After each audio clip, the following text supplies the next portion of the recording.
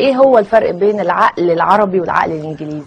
فرق كبير جدا بين العقل الشرقي والعقل الغربي.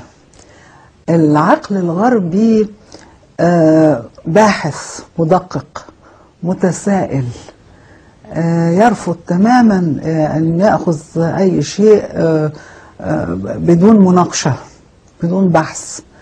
العقل الغربي قابل للمناقشة مع الآخرين، يستمع باهتمام ويتقبل. وكنا بناخد في الجامعة حصة ساعة اسمها مناقشة.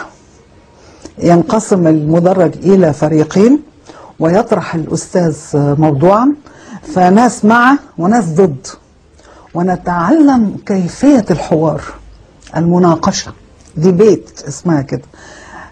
أنا أقول رأي فأنت تردي عليا، لكن الأسلوب إزاي؟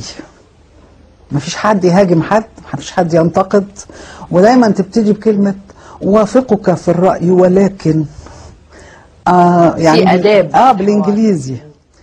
العقل الشرقي شعاره من غير ليه، مستبد، ما عندوش رغبة في المناقشة، وغير قادر على تقبل الآخرين، وغير قادر على يعني السماح